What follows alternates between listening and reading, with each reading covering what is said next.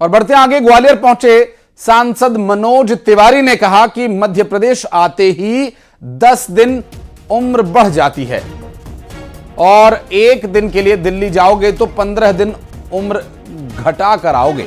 बता दें कि केजरीवाल और आतिशी ने प्रदूषण को लेकर मध्य प्रदेश और उत्तर प्रदेश को जिम्मेदार ठहराया था, जिसको लेकर मनोज तिवारी ने कहा केजरीवाल जाने कौन सी पढ़ाई करके आए हैं, जिस प्रदेश में प्रदूषण होता है वहां की सरकार जिम्मेदार होती है। और केजरीवाल कभी पंजाब पर आरोप लगाते रहे, अब वहां पर आम आदमी पार्टी की सरकार आ गई तो पंजाब ने प्रदूषण बंद कर दिया, फिर हरियाणा पर, फिर उत्तर प्रदेश पर, फिर मध्य प्रदेश पर, पूरी दुनिया पर आरोप लगा रहे हैं, लेकिन खुद की जिम्मेदारी नहीं ले रहे, खुद का कॉल नहीं ले रहे हैं अरविंद केजरीवाल। और आम आदमी पार्टी को निशाने पर लेते हुए मनोज तिवारी ने ये बात की। ग्वालियर पहुंचे थे मनोज तिवारी और दिल्ली के सांसद हैं और वहां की आबो हवा कितनी शुद्ध, कितनी पवित्र है, इस बारे में उन्होंने कहा कि 15 दिन उम्र बढ़ जाती है और कर्तव्यों का श्रद्धा पूर्वक निर्वहन करूंगी। जय हिंद।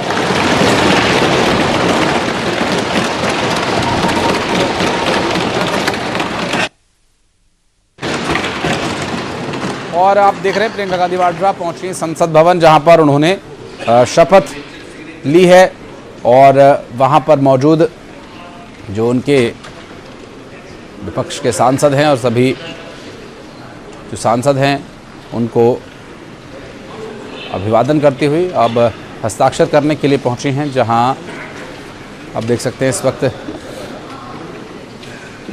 संसद भवन के लोकसभा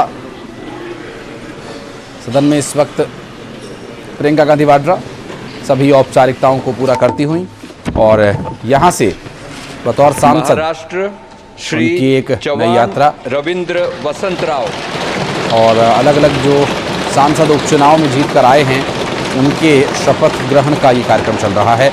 और महाराष्ट्र से एक सांसद जो चुनकर आए हैं वे शपथ ले रहे। मी रविंद्र वसंत और प्रियंका गांधी वाड्रा जो वायनाड से 4 लाख से ज़्यादा वोटों से चुनाव जीत कर आई हैं, उनका भी शपथ ग्रहण हम आपको दिखा रहे हैं इस वक्त, जब वे पहुंची थी संसद भवन में और उन्होंने शपथ ग्रहण की बतौर सांसद।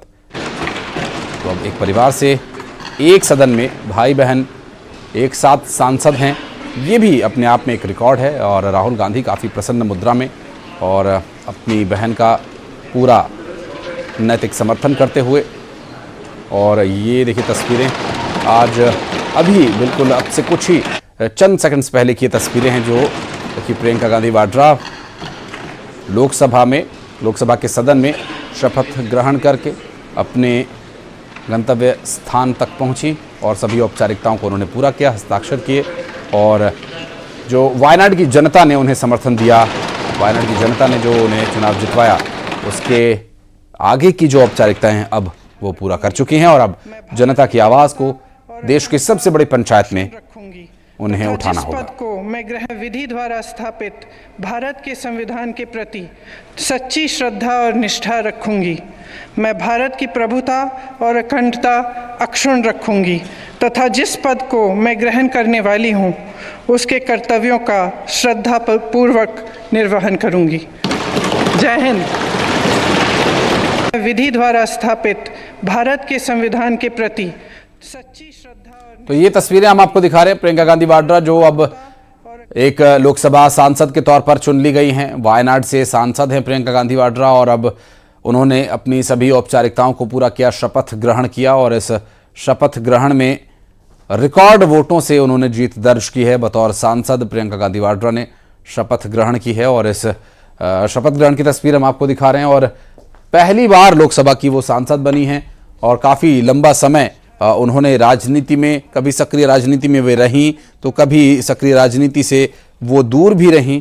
और चूँकि लगभग 24-25 साल का समय जो गुजरा जब उन्हें राजनीति में आने के लिए, चुनाव लड़ने के लिए कई बार पार्टी की तरफ से प्रस्ताव रखा गया, लेकिन अब वो पूरी तरह से चुनाव मोड में नजर आ रही है।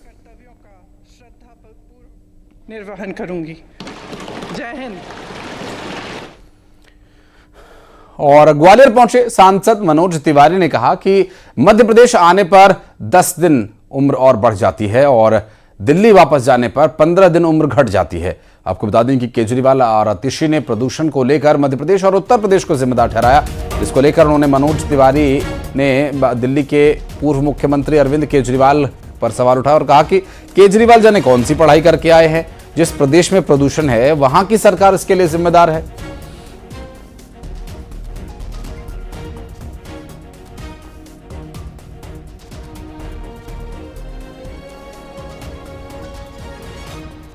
आपको बता दें कि मनोज तिवारी जो कि एक मुखर वक्ता कहे जाते हैं और बेबाकी से अपनी बात भी रखते हैं, अच्छे गायक हैं, भोजपुरी फिल्म इंडस्ट्री के सुपरस्टार भी वे कहे जाते हैं और इसके अलावा भारतीय जनता पार्टी से लंबे समय से वे जुड़े हैं और पूर्वी दिल्ली से वे चुनकर आए हैं दोबारा।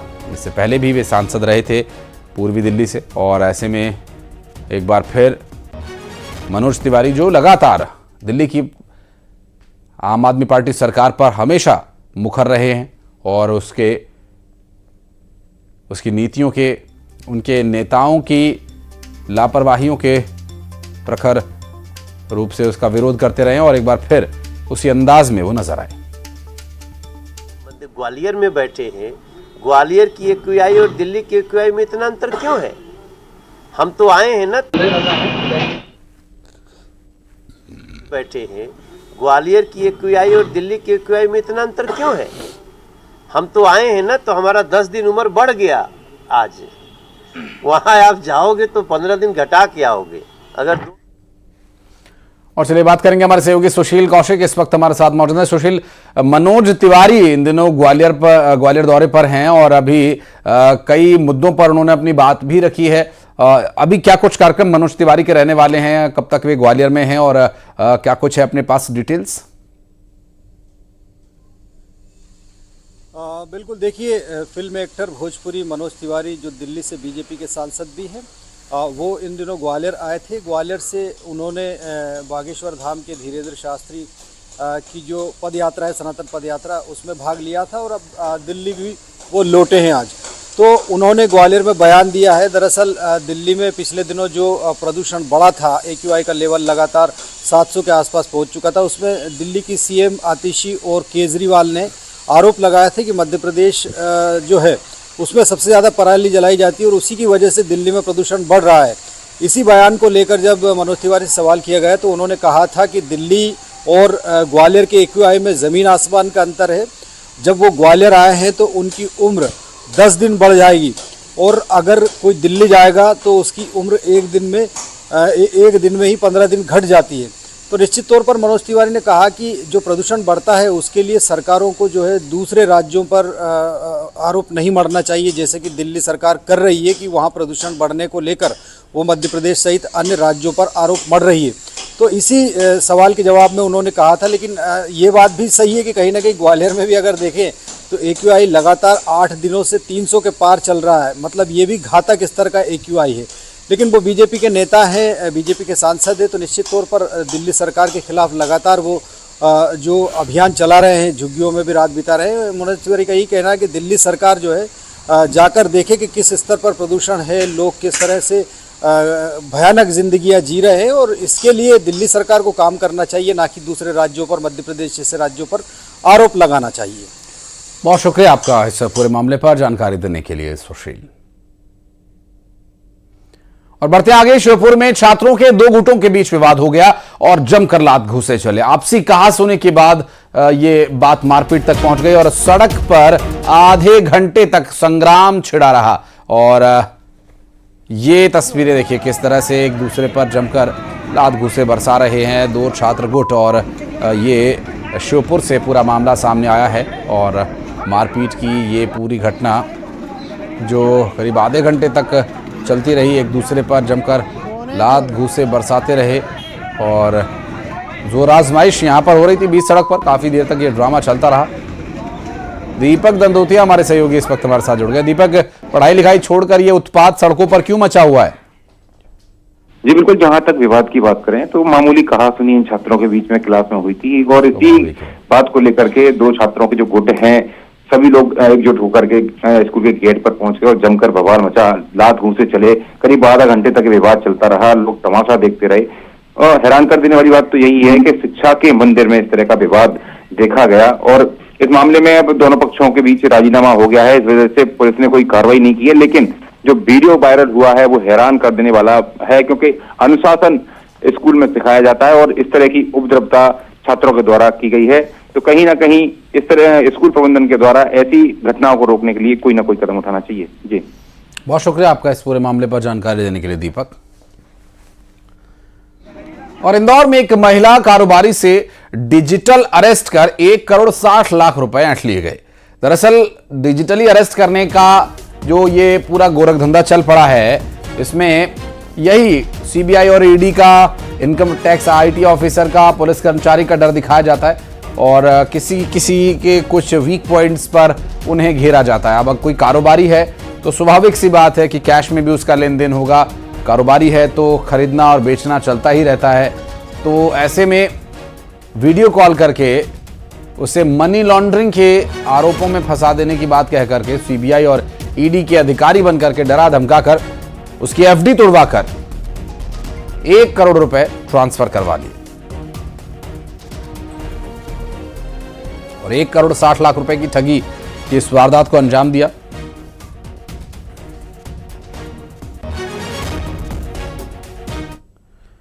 और मुरैना के रिठौरा थाना प्रभारी को पुलिस अधीक्षक ने निलंबित कर दिया है। दरअसल थाना प्रभारी जितेंद्र दोहरे एक मॉल में शॉपिंग करने के लिए गए थे, लेकिन तभी उनका सामना मॉल में ही घूम रहे एक पुलिस अधीक्षक से हो गया।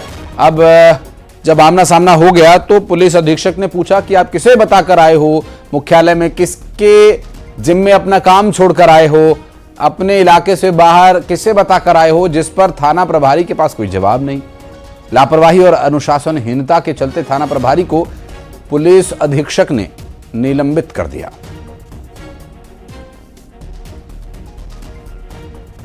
और मुरैना में मकान में हुए ब्लास्ट मामले के बाद मृतकों के रिश्तेदारों की शिकायत पर पुलिस ने 8 लोगों पर मामला दर्ज कर लिया है, जिनमें से 5 आरोपियों को गिरफ्तार भी कर लिया गया है, लेकिन अभी 3 आरोपी फरार बताए जा रहे हैं। आपको बता दें कि आरोपी मकान के निचले हिस्से में बारूद का स्टॉक जमा कर रखे हुए थे। दीपावली के समय इन लोगों ने बिना लाइसेंस के मेला ग्राउंड में पटाखों की दुकान भी लगाई हुई थी और बचे हुए पटाखों का बारूद ला करके घर के नीचे स्टॉक कर दिया था और उसके बाद ये घटना घटित हुई। हालांकि कोई रिपोर्ट अभी तक पुलिस की तरफ से, जिसे पुख्ता रिपोर्ट माना जाए, ऐसी सामने नहीं आई है।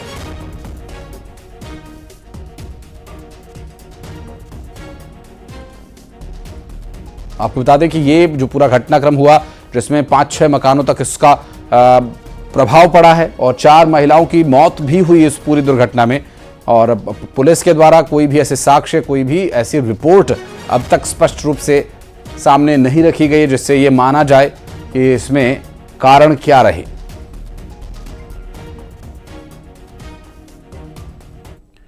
और छतरपुर में नकली डीएपी खाद के कारोबार पर कलेक्टर का शिकंजा कसा गया और यूपी और एमपी से 6 नामजद और 6 अज्ञात के खिलाफ एफआईआर दर्ज कर ली गई है। और इसके साथ ही एक ट्रक से जो 460 बोरी नकली खाद डीएपी का जब्त किया गया। कलेक्टर के निर्देश पर एसडीएम कालापानी गांव में छापेमार कार्रवाई करते हुए नकली खाद जब्त की गई। यूपी के मुजफ्फरनगर के से ट्रक में लोड करके यह नकली खाद लाई जा रही थी।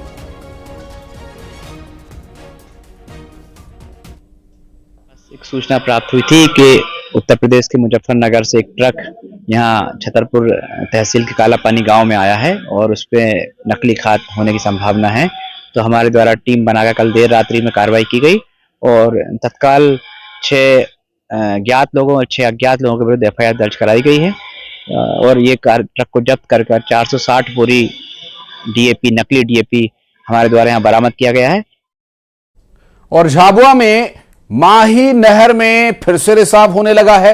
रायपुरिया के पास माही कैनाल 2 में रिसाव के चलते पानी को रोक दिया गया। आपको बता दें कि अगस्त में बरसात के वक्त नहर टूट गई थी। जल संसाधन विभाग ने मरम्मत करवाकर नहर में पानी छोड़ा था, लेकिन फिर रिसाव होने के चलते पानी को रोकना पड़ा और अब किसान गेहूं की सिंचाई नहीं कर पाने के चलते परेशान हैं और घटिया मरम्मत के चलते रिसाव होने का आरोप लगा रहे हैं। वहीं विभाग कह रहा है कि किसी ने पानी निकालने के लिए रिसाव किया है, जिसको सही करके फिर से नहर में पानी छोड़ा जाएगा। और देवास में किसानों ने बागली विधायक मुरली भंवरा के घर धरना दिया। किसान हाट पिपलिया क्षेत्र में झिकड़ा खेड़ा गांव में बैलेंसिंग रिजर्वायर बनाने का विरोध कर रहे हैं। रात 12 बजे पहुंचे विधायक मुरली भंवरा से किसानों की चर्चा हुई, लेकिन इसका कोई हल नहीं निकल पाया। रिजर्वायर के उपगांव में ही बनाने की मांग को लेकर किसान धरने पर बैठे रहे। आपको बता दें कि बैलेंसिंग रिजर्वायर से पूर्व से प्रस्तावित है ये, और किसानों का कहना है कि काबली क्षेत्र में इसे बनाने से खेती प्रभावित होगी। धरने के दौरान किसानों ने विधायक के घर के बाहर दाल बाटी बनाकर भोजन भी किया।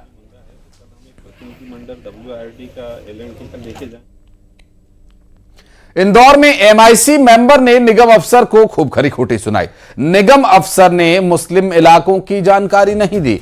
बता दें कि निगम अफसर ने उन इलाकों की जहां पर की अवैध मीट की दुकानें चल रही हैं, नल कनेक्शन लिए गए हैं, संपत्ति टैक्स जमा नहीं हो रहे हैं, इस बात की आशंका जताते हुए उस पूरे क्षेत्र की जानकारी मांगी गई थी।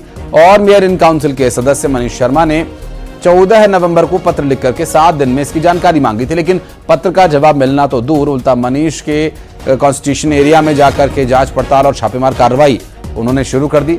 और अपर आयुक्त को भी फोन किया गया, लेकिन मनीष शर्मा को हल्के में लिया जा रहा है और मनीष शर्मा को बिल्कुल भी तरजीह नहीं दी जा रही। आपको बता दें कि मनीष शर्मा ने कुछ इलाकों जिसमें कि आजाद नगर, खजराना, बंबई बाजार और चंदन नगर में संपत्ति टैक्स और वाटर टैक्स, अपशिष्ट प्रबंधन टैक्स कितने लोगों ने भरा, कितने लोगों ने नहीं भरा, इन क्षेत्रों में अवैध मीट की दुकानें किस किस की है और कितने दुकानों पर चालानी कार्रवाई की गई, इन सब के बारे में ब्यौरा मांगा गया था। लेकिन अधिकारियों ने उन्हें तथा बताते हुए बल्कि उन्हीं के क्षेत्र में जाकर कार्रवाई कर दिया। मनीष शर्मा ने फिर से वही बात दोहराई है, चेतावनी दी है और 2 दिन में जानकारी नहीं दी तो खुद जाकर क्षेत्र में जानकारी जुटाने की बात कही है।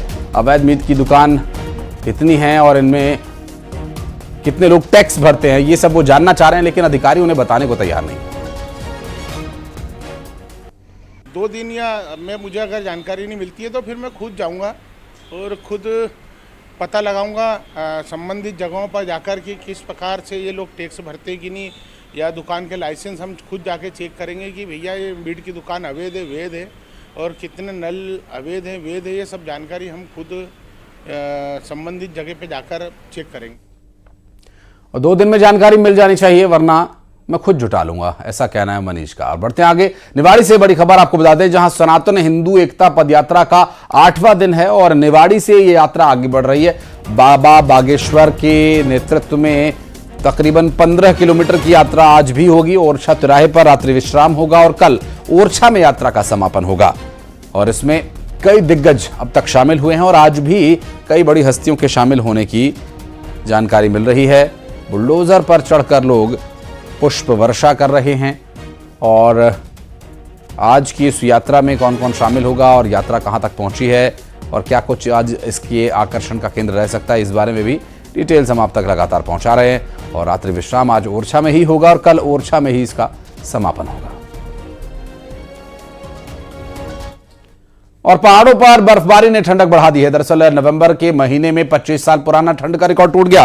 3 रातों तक तापमान 10 डिग्री सेल्सियस के आसपास बना रहेगा, जबकि जम्मू देहरादून से भी ज्यादा भोपाल जबलपुर में ठंड है। इंदौर ग्वालियर उज्जैन में तापमान सामान्य से नीचे है। वेस्टर्न डिस्टर्बेंस खत्म होने से बारिश होने की आशंका है। और खबरें आगे भी जारी, वक्त एक बहुत छोटे से ब्रेक का, जल्द लौटते हैं।